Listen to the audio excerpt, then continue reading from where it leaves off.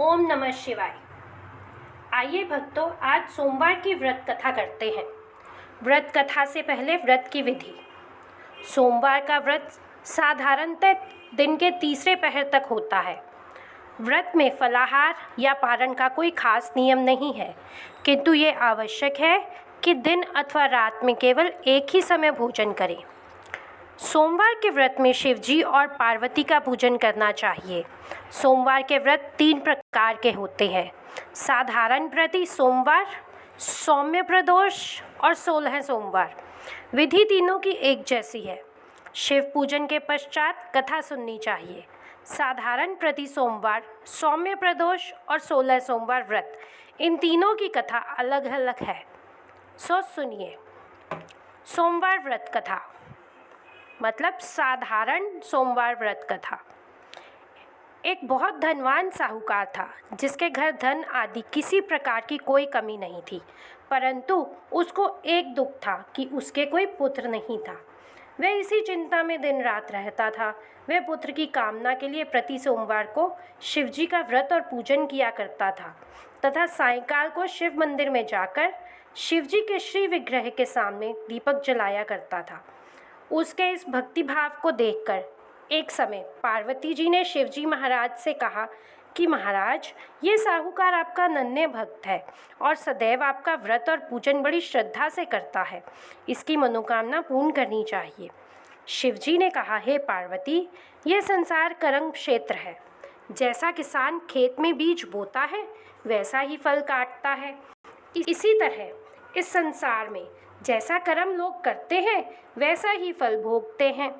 पार्वती जी ने अत्यंत आग्रह से कहा, महाराज, जब ये आपका अनन्य भक्त है और इसको अगर किसी प्रकार का दुख है, तो उसको आपको अवश्य दूर करना चाहिए, क्योंकि आप सदैव अपने भक्तों पर दयालु होते हैं और उनके दुखों को दूर करते हैं। यदि आप ऐसा नहीं करेंगे, तो मनुष्य आपकी सेवा तथा व्रत क्यों करेंगे? पार्वती जी का ऐसा आग्रह देख शिवजी महाराज कहने लगे, हे पार्वती, इसके कोई पुत्र नहीं है। इसी चिंता में ये अति दुखित रहता है। इसके भाग्य में पुत्र ना होने पर भी मैं इसे पुत्र की प्राप्ति का वर देता हूँ, परंतु यह पुत्र केवल 12 वर्ष तक ही जीवित रह सकेगा। इसके पश्चात वह मृत्यु को प्राप्त हो जाएगा। इससे अधिक मैं और कुछ नहीं कर सकता। यह सब बातें साहूकार सुन रहा था। इससे उसको ना कुछ प्रसन्नता हुई, ना कुछ दुख हुआ। वह पहले जैसे शिवजी महाराज का व्रत और पूजन करता था, वैसे ही करता रहा। कुछ काल व्यतीत हो जाने पर साहूकार की स्त्री गर्भवती हुई और 10वें महीने में उसके गर्भ से अति सुंदर पुत्र की प्राप्ति हुई। साहूकार के घर में बहुत खुशी मनाई गई, परंतु साहूकार ने उसकी केवल 12 वर्ष की आयु जान कोई अधिक प्रसन्नता प्रकट नहीं की और न ही किसी को यह भेद बताया। जब वह बालक 11 वर्ष का हो गया, तो उस बालक की माता ने उसके पिता से विवाह आदि के लिए कहा, तो वह साहूकार कहने लगा, अभी मैं इसका विवाह नहीं करूँगा, अपने पुत्र को काशी जी पढ़ने के लिए भेजूँगा। फिर साहूकार ने अपने साले अर्थात बालक के मामा को बुला उसको बहुत सा धन देकर कहा, तुम इस बालक को काशी जी पढ़ने ले जाओ और रास्ते में जिस स्थान पर जाओ, यज्ञ कराते और ब्राह्मणों को भोजन कराते जाओ। वे दोनों मामा भांजे यज्ञ करते और ब्राह्मणों को भोजन कराते जा रहे थे। रास्ते में एक शहर पड़ा। उस शहर के राजा की कन्या का विवाह था और दूसरे राजा का लड़का जो विवाह कराने के लिए बारात लेकर आया था, वह एक आंख से काना था। उसके पिता को इस बात की बड़ी चिंता थी कि कहीं वर को देख कन्या के माता पिता विवाह के लिए मना ना कर दें या किसी प्रकार की अड़चन ना पैदा कर दें। इस प्रकार जब उसने अति सुंदर सेठ के लड़के को देखा, तो मन में विचार किया कि क्यों ना दरवाजे के समय इस लड़के से वर का काम चलाया जाए। ऐसा विचार कर वर के पिता ने उस लड़के और मामा से बात की। वे राजी हो गए। फिर उस लड़के को वर के कपड़े पहनाकर तथा घोड़ी पर चढ़ाकर दरवाजे पर ले गए और सब कार्य प्रसन्नता से पूर्ण हो गया। फिर वर के पिता ने सोचा, यदि विवाह कार्य भी इसी लड़के से करा लिया जाए तो क्या बुराई है। ऐसा विचार कर लड़के और उसके मामा से कहा, यदि आप फेरों का और कन्यादान का भी काम करा दोगे तो आपकी बड़ी कृपा होगी और मैं इसके बदले में आपको बहुत सा धन दूंगा। उन्होंने स्वीकार कर लिया और विवाह कार्य भी बहुत अच्छी तरह से संपन्न हो गया। परंतु जिस समय लड़का जाने लगा तो उसने राजकुमारी की चुनरी के पल्ले पर लिख दिया कि तेरा विवाह मेरे साथ हुआ है, परंतु जिस राजकुमार के साथ तुम्हें भेजेंगे वह एक आंख से काना है और मैं काशी जी पढ़ने जा रहा हूँ। लड़के के जाने के पश्चात उस राजकुमारी ने जब अपनी चुनरी पर ऐसा लिखा हुआ पाया तो उसने राजकुमार के साथ जाने से मना कर दिया और कहा कि यह मेरा पति नहीं है, मेरा विवाह इसके साथ नहीं हुआ, वह तो काशी जी पढ़ने गया है। राजकुमारी के माता पिता ने अपनी कन्या को विदा नहीं किया और बारात वापस चली गई। उधर सेठ का लड़का और उसका मामा काशी जी पहुंच गए। वहां जाकर उन्होंने यज्ञ करने और लड़के ने पढ़ना शुरू कर दिया। जब लड़के की आयु 12 साल की हो गई, उस दिन उन्होंने यज्ञ रचा रखा था कि लड़के ने अपने मामा से कहा, मामा जी आज मेरी तबीयत कुछ ठीक नहीं लग रही। मामा ने कहा, अंदर जाकर सो जाओ। लड़का अंदर जाकर सो गया। थोड़ी देर में उसके प्राण भी निकल गए। जब उसके मामा ने आकर देखा तो वह मुर्दा पड़ा था, तो उसको बड़ा दुख हुआ। उसने सोचा, अगर मैं अभी रोना पीटना मचा दूंगा तो यज्ञ का कार्य अधूरा रह जाएगा। अतः उसने जल्दी से यज्ञ का कार्य समाप्त कर ब्राह्मणों के जाने के बाद रोना पीटना आरंभ कर दिया। संयोगवश उसी समय शिव पार्वती जी उधर से जा रहे थे। जब उन्होंने जोर जोर से रोने की आवाज़ सुनी तो पार्वती जी कहने लगी, महाराज कोई दुखिया रो रहा है, इसके कष्ट को दूर कीजिए। जब शिव पार्वती जी ने पास जाकर देखा तो वह लड़का मुर्दा पड़ा था। पार्वती जी कहने लगी, महाराज ये तो वही सेठ का लड़का है जो आपके वरदान से हुआ था। शिव जी कहने लगे, हे पार्वती इसकी आयु इतनी ही थी, सो ये भोग चुका। तब पार्वती जी ने कहा, हे महाराज इस बालक को और आयु दे दो, नहीं तो इसके माता पिता तड़प तड़प कर मर जाएंगे। पार्वती जी के बार बार आग्रह करने पर शिव जी ने उसको जीवन वरदान दिया। शिव जी महाराज की कृपा से लड़का जीवित हो गया। शिव पार्वती कैलाश चले गए। तब वह लड़का और मामा उसी प्रकार यज्ञ करते और ब्राह्मणों को भोजन कराते अपने घर की ओर चल पड़े। रास्ते में वह उसी शहर में आए जहाँ उसका विवाह हुआ था। वहाँ पर आकर उन्होंने यज्ञ आरंभ कर दिया तो उस लड़के के ससुर ने उसे पहचान लिया और अपने महल में ले जाकर उसकी बड़ी खातिर की। साथ ही बहुत सी दास दासियों सहित आदरपूर्वक लड़की और जमाई को विदा किया। जब वे अपने शहर के निकट आए तो मामा ने कहा, मैं पहले तुम्हारे घर जाकर खबर कर आता हूँ। जब उस लड़के के मामा घर पहुँचे तो लड़के के माता पिता घर की छत पर बैठे थे और यह प्रण कर रखा था कि यदि हमारा पुत्र सकुशल लौट आया तो हम नीचे उतरेंगे, नहीं तो छत से गिरकर अपने प्राण दे देंगे। इतने में उस लड़के के मामा ने आकर यह समाचार दिया कि आपका पुत्र आ गया है, तो उनको विश्वास ही नहीं हुआ। तब मामा ने शपथ पूर्वक कहा कि आपका पुत्र अपनी स्त्री यानी कि आपकी बहू के साथ बहुत सा धन लेकर घर आया है। तो सेठ ने आनंद के साथ उसका स्वागत किया। बड़ी प्रसन्नता के साथ वह सब रहने लगे। इसी प्रकार से जो भी सोमवार के व्रत को धारण करता है अथवा इस कथा को पढ़ता है और सुनता है, उसकी समस्त मनोकामनाएं पूर्ण होती हैं। ओम नमः शिवाय। अब सोमवार सौम्य प्रदोष व्रत की कथा सुनिए। पूर्व काल में एक ब्राह्मणी अपने पति की मृत्यु के पश्चात निराधार होकर भिक्षा मांगने लग गई। वह प्रातः होते ही अपने पुत्र को साथ लेकर बाहर निकल जाती और संध्या होने पर घर वापस लौटती। एक समय उसको विदर्भ देश का राजकुमार मिला जिसके पिता को शत्रुओं ने मारकर राज्य से बाहर निकाल दिया था। इस कारण वह मारा मारा फिरता था। ब्राह्मणी उसे अपने साथ घर ले गई, उसका लालन पालन किया। एक दिन दोनों बालकों ने वन में खेलते खेलते गंधर्व कन्याओं को देखा। ब्राह्मण का बालक तो अपने घर आ गया, परंतु राजकुमार साथ नहीं आया क्योंकि वह अंशुमति नाम की गंधर्व कन्या से बातें करने लगा। दूसरे दिन वह फिर अपने घर से आया। वहाँ पर अंशुमति अपने माता पिता के साथ बैठी थी।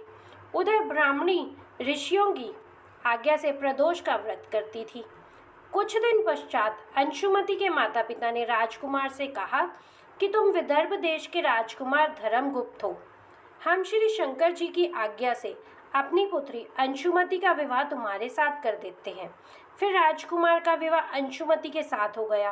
बाद में राजकुमार ने गंधर्व राज की सेना की सहायता से विदर्भ देश पर अधिकार कर लिया और ब्राह्मण के पुत्र को अपना मंत्री बना लिया।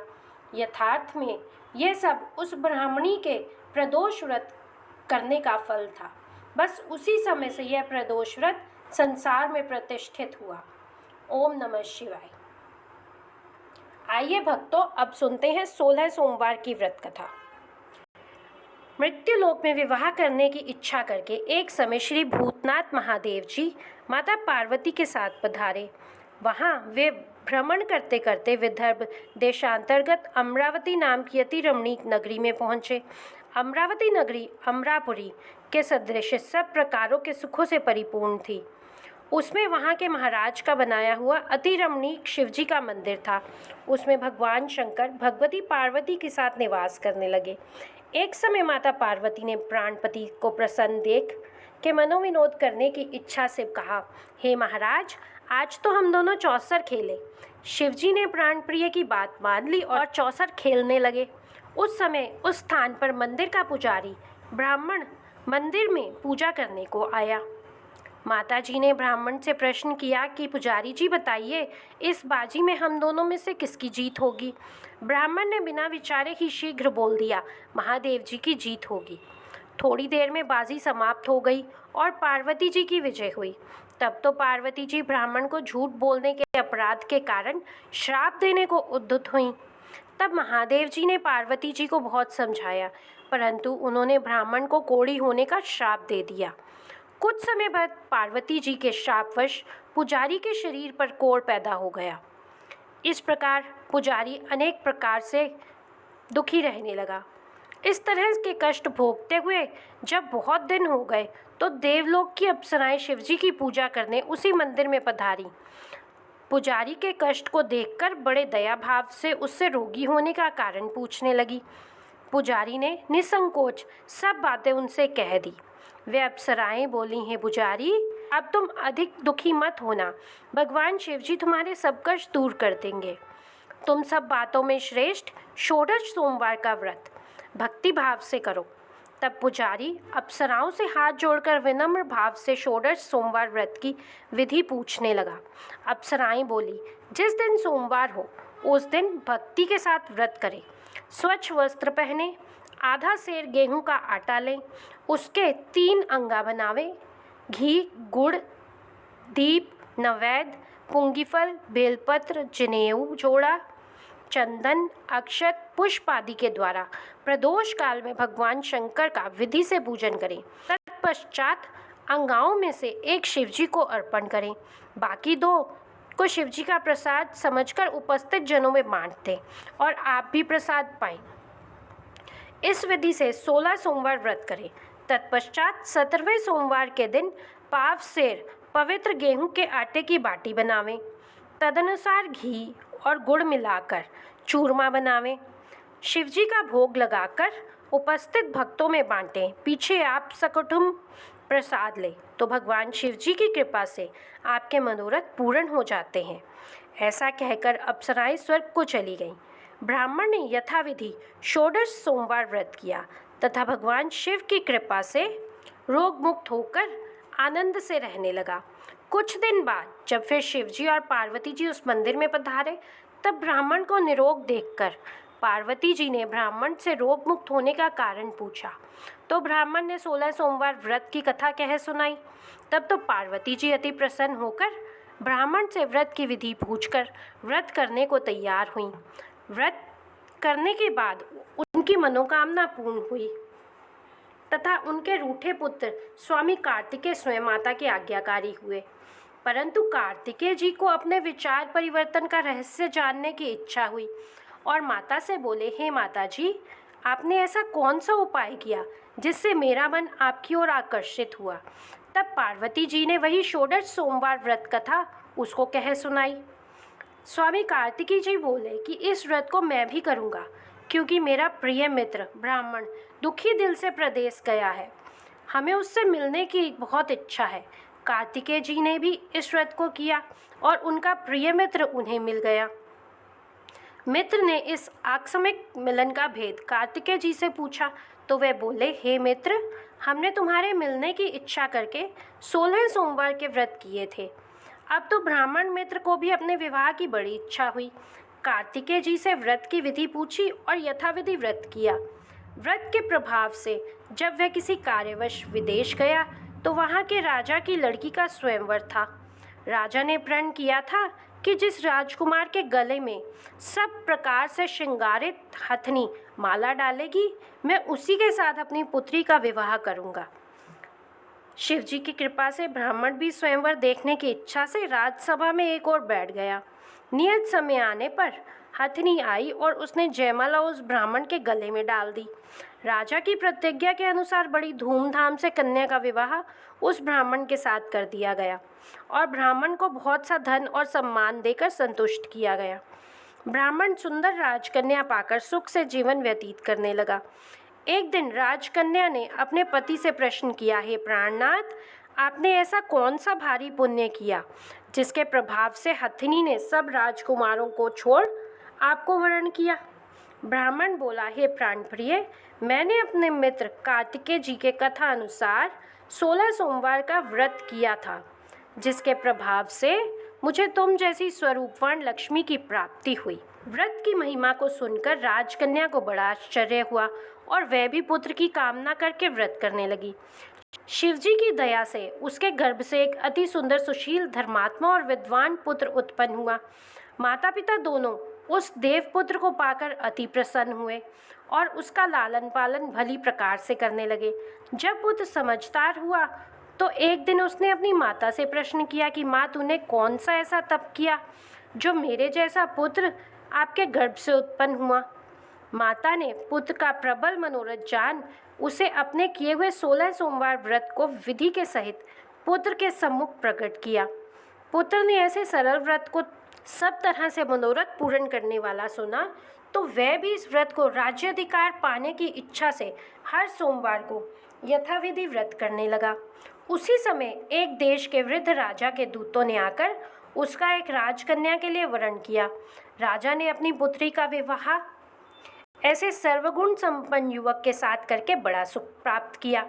वृद्ध राजा के दिवंगत हो जाने पर यही ब्राह्मण बालक गद्दी पर बिठाया गया, क्योंकि दिवंगत भूप का कोई पुत्र नहीं था। राज्य का अधिकारी होकर भी वह ब्राह्मण पुत्र अपने 16 सोमवार के व्रत को करता रहा। जब 17वां सोमवार आया तो विप्रपुत्र ने अपनी प्रियतमा से सब सामग्री लेकर शिवालय में चलने के लिए कहा, परंतु वह उसकी आज्ञा की परवाह न करते हुए मंदिर में नहीं आई। दास दासियों द्वारा सब सामग्रियां शिवालय में भिजवा दी।